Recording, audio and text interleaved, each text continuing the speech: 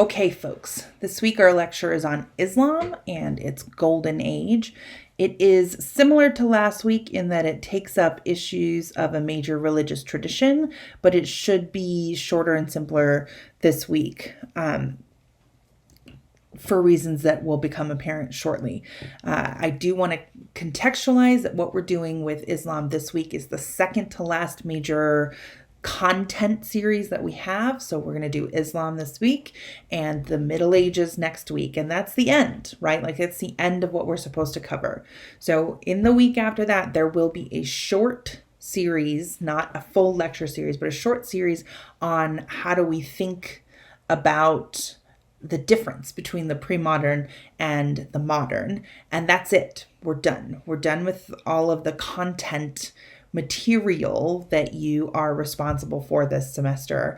And the rest of what we do is just about bringing all of the things that we've been learning together into some sort of synthesis, right? So hang in there. This week, Islam and its golden age. I do need to have a bit of a preface to this lecture series just because the common narrative that we are exposed to about Islam and its relationship to Western culture or Christianity tends to come in the form of the clash of civilizations or the clash of monotheisms model of history. And I want us to take a moment to really talk about that and deconstruct it before we jump into our material. First, I'm going to acknowledge that Islam and its intricacies are outside of my specialized expertise.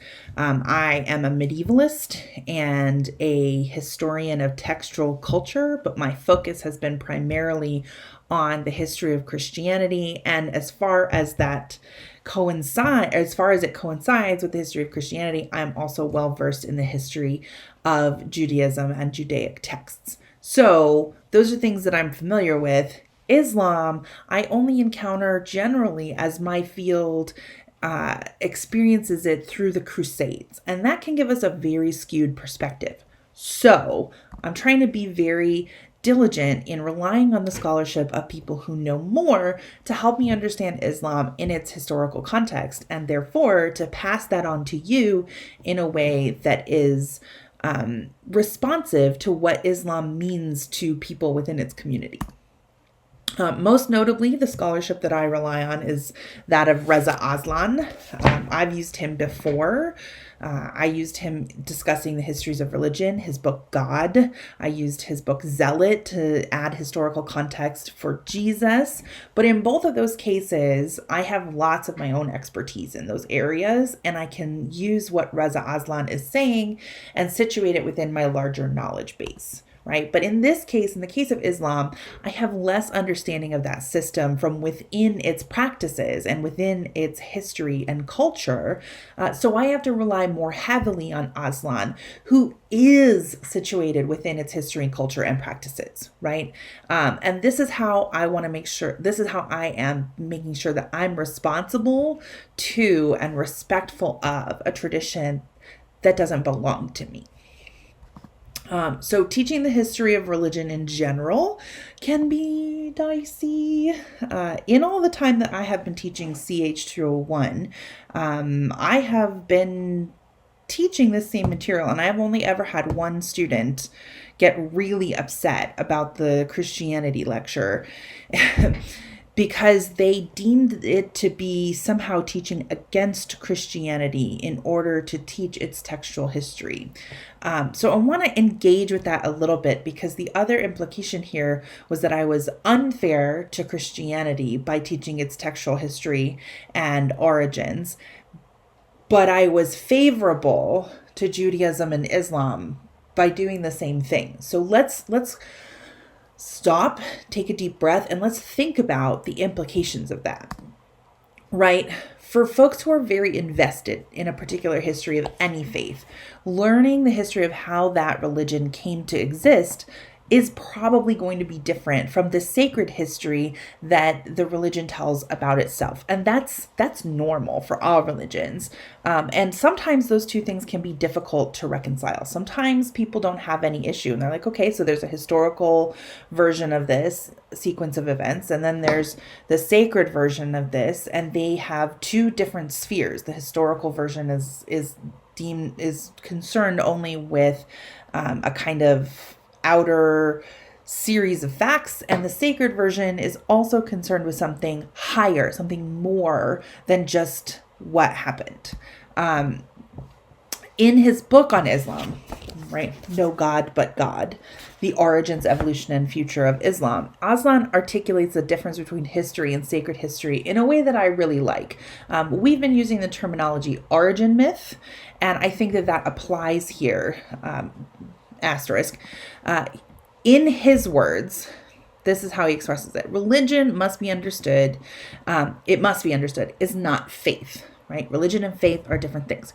Religion is the story of faith. It is an institutionalized system of symbols and metaphors, right? Rituals and myths that provide a common language with which a community of faith can share with each other their numinous encounter with the divine presence. I really like his definition here. Religion is the story of faith. Faith is that thing that is beyond. It is untouchable by history because it is an entirely different way of knowing than history. He goes on, he says, religion is not concerned with genuine history. And by genuine, I think he means like factual, but with sacred history, which does not course through time like a river, which I assume is what he implies that factual history does.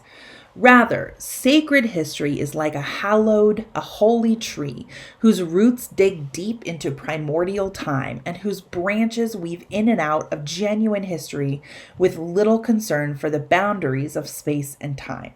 Indeed, it is precisely at those moments when sacred and genuine history collide that religions are born. I just think this is such a beautiful expression of the relationship between these two. They're not super separate, but they are completely different ways of knowing and understanding the world and maybe even the universe and our place within it. And when they intersect, that's where a faith becomes a religion. And this is key to Aslan's formulation here. Faith and religion are not the same thing. And religion and the institution of it are also not the same. Faith becomes a religion becomes an institution. And to understand this, we have to go back to that word myth and realize it's not a dirty word. It is not a derogatory way of saying that something is untrue. It is a way of talking about the stories of the things that are beyond our human understanding and realm, the stories of the supernatural.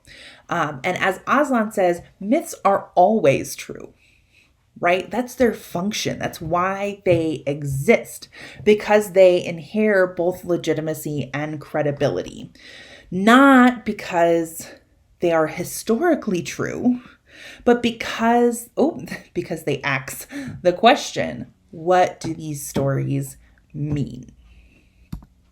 Right? As he goes on to write, he says, no evangelist in any of the world's great religions would have been at all concerned with recording his or her objective observations of historical events. That obsession with an objective observation and recording it is a pretty modern one. And so we shouldn't assume that the recordings of these these sacred histories has the same agenda that we have, right?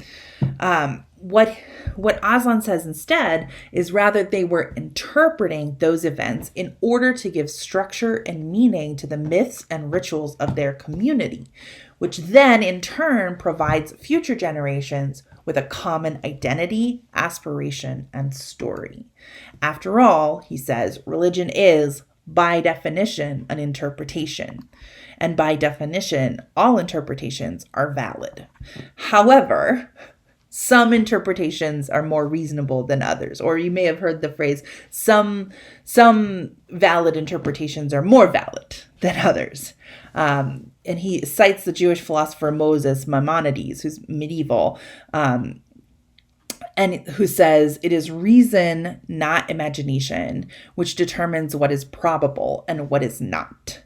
Right? So we have these interpretations, we combine them with reason, and then we get an understanding that allows us to practice a faith, right? These are all complicated, interwoven endeavors, but one does not wholly depend on the other being absolutely true in order for the whole system to function. So this leads us to a further difficulty that we experience trying to learn about Islam in a post 9/11 America. Simply put, this is Aslan again. Islam in the United States has become otherized. It has become a receptacle into which can be tossed all of the angst and apprehension people feel about everything that's going wrong in your experience of the world, right? Economy, politics, shifting cultural, racial, and religious landscapes, and across the Western world, right? That's the culture that we identify as belonging to, Europe and North America.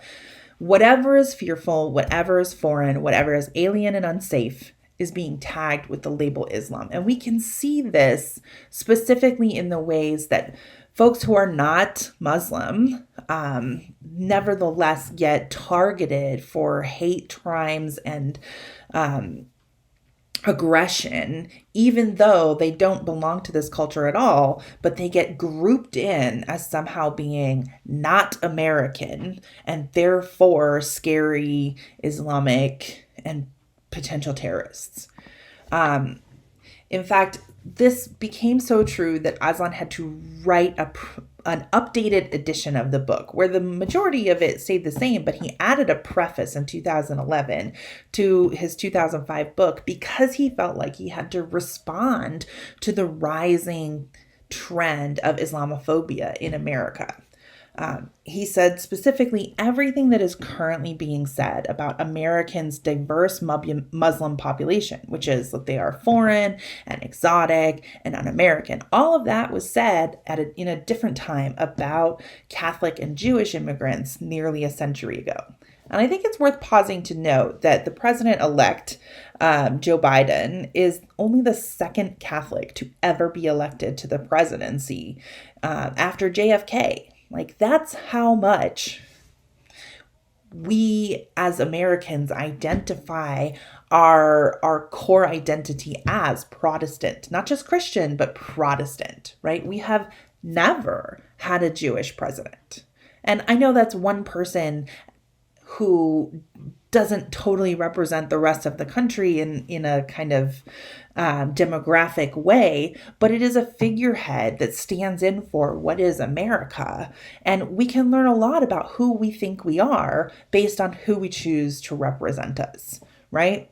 And so it's worth acknowledging that this particular identity of an other as an un-American, foreign, and exotic, that this gets transferred onto whoever it is that we don't feel like we can absorb into our understanding of ourselves, right? So it used to be Jews, and it used to be Catholics, and now it's Muslims, right? So how do we do this? How do we learn about this and teach about this responsibly, given that it is such a loaded issue at this moment in time? There are a couple of things I'm going to be doing. I am going to be consistent. So in the same way that I taught Judaism and Christianity and their histories, we're going to learn about Islam in its historical context. We're going to understand how its textual traditions came to exist. And we're going to understand how it developed and changed over time from its early moment into the system that it is today. And we're going to acknowledge that learning about Islam is different from learning about Judaism and Christianity in particular, because A, our culture acknowledges the Judeo-Christian tradition. And I'm going to use that term here because that's what we identify with as Christianity absorbs the Jewish tradition, it becomes Judeo-Christian, which is not to say that Judaism and Christianity really identify as a unified tradition. Judaism definitely thinks of itself as something separate, but our larger culture incorporates both of those traditions, right? And we acknowledge them as an influence. So it is different to teach about Islam because our larger culture does not acknowledge Islam as an influence. And B, neither Christianity nor Judaism currently are used as an other for Western culture to define itself against, right? Judaism, asterisk, because it is often, and with rising anti-Semitism right now, we can say it is again being used as an other, but in a slightly different way, because again, Christianity tries to incorporate Judaism into itself, or the Jewish tradition, I should say. So we're going to seek to understand as much as we can about this religious tradition and culture from a position of non-judgment, right? Which means we're going to try to undo that position of where we think we know something already, because it's probably something we learned from stereotypes. Unless we are part of an Islamic culture or tradition or practice, then most of what we know probably comes from this tradition of othering Islam through stereotypes. So we're going to try and come at it from a position of non-judgment and curiosity, right? Unknowingness and being willing to not know. And we're going to acknowledge that whatever understanding we walk away with this week will be incomplete, right? When we learn about Christianity, we're often learning more details about something that is at least vaguely familiar, right? When we learn about Islam, a lot of times we're learning things for the first time. And so we must acknowledge that whatever understanding we have is limited, right? If this is our only opportunity to learn about it. Finally, and this I think is really important, and we've discussed this a number of times, we're going to listen to authorities speaking from within, or from a position within that tradition, right? Like Aslan. So as people who don't identify with this tradition and we don't understand its practices from our own experience, we have to listen to folks who do, which is why I choose to use Aslan's work, because he grew up Muslim, and at the time that he was writing this book, he was a practicing Muslim, and so he is writing about this tradition from inside, but also as a scholar of religion, right? So he is somewhat invested in the story, but he is also taking a stance that tries to gain some historical perspective. And he does that from a position where he can respect the tradition he's writing about without needing it to be an absolute truth. So this is one of the reasons why I choose Aslan's scholarship. We're also going to hear from some other folks who are writing from inside this tradition as well. So, the traditional way that we teach Islam's relationship to Christianity is the clash of monotheisms, or the classical narrative of supersessionism, in which one religion considers itself to supplant or complete or finish the other religion, and therefore they cannot abide one another because they each think they're 100% right. The other model of this is to think of it as a clash of civilizations, and the civilizations just happen to have different monotheisms, right? In this version of history, the Islamic Near East becomes the totally not me, against which a unified Christian Western identity is defined. Like, really, we should be thinking about, why do we think there is such a thing as Western culture, right? When you have Europeans, you have Americans, you have Catholics, you have Protestants, you have Puritans, you have British, you have German, you have Lithuanian and Italian. Like, why are all of those cultures lumped together as a single unified megaculture? Why? Because we are defining them against a different culture. So Edward Said articulates this as Orientalism. Here's another person speaking from within the position of an Islamic and Middle Eastern other. He defines Orientalism as, quote, this is an important term, so we're going to read him word for word, a way of coming to terms with the Orient. That's what he calls it. And for clarification, I add the Near East or the Middle East, that is based on the Orient's special place in European Western experience. The Orient is not only adjacent to Europe, like its next door neighbor, it is also the place of Europe's greatest and richest and oldest colonies.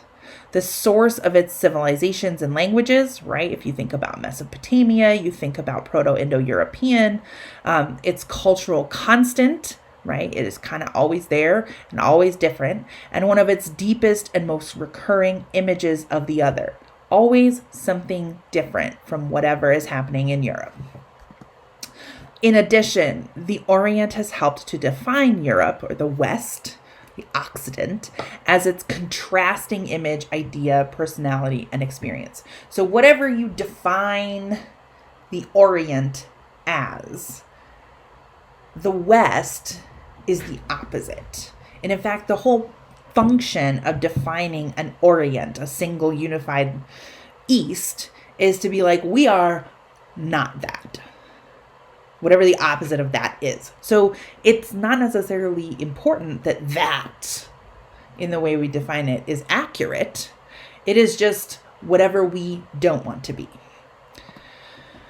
So this brings us to the situation of how do we undo this historical thinking that is deeply ingrained into our understanding of our culture, even in the very structure of this course as something that teaches ancient and medieval cultures that expects us to go Mesopotamia, Greece, Rome, European Middle Ages, right? If we teach this class in this way, then we are teaching that there is some kind of unified Western culture that marches along this history of development in a very simple, linear kind of way, right? So if we go back to Aslan, he acknowledges that this version of history is tempting, right? One could argue that the clash of monotheisms is inevitable, right? It's the inevitable result of monotheism itself, right? A religion of many gods posits many myths to describe the human condition, whereas a religion of one god tends to be monomythic. It not only rejects all other gods, it rejects all other explanations of God. If there is only one God, there may be only one truth. Or a good way to read that is there must be only one truth. And that can easily lead to bloody conflicts of irreconcilable absolutisms. Our God is the only God, or the creed of Islam, there is no God but God, right? And a contrasting doctrine in another monotheism could definitely lead to a clash of an absolute belief that we are right and you are wrong, and vice versa. We are right and you are wrong. He says later in his book, as he's situating more in context what's happening to Islam after the death of the prophet, he says, just as it may be more appropriate to refer to the movements that succeeded Jesus's death as Christianities. He gives examples, right? Peter's Messianic Judaism, Paul's Hellenic religion of salvation, Gnosticism for the Egyptians, and the mystical movements in the East. Just as it might make more sense to call those Christianities instead of Christianity, so it may be more appropriate to refer to what followed Muhammad's death as Islams, right? A plural of these things. So that's how we're going to jump into understanding Islam in its moment. And I'm going to give you a little preview. We're going to have a part 1, which is the early history of Muhammad and the caliphate. And then part 2, doctrine and practice. So what's really at the core of this belief system as it stands. And then we're going to talk about moving forward, the Islamic Golden Age. And that's really the bulk of our lecture. And we'll have a little moment to gesture towards what modern Islam looks like. And that will be the end of our lectures this week. And I am not going to promise that they are all going to be up today because they probably won't. But I am going to try and get part 1 up today with your quiz. So this is where we are going. Islam this week.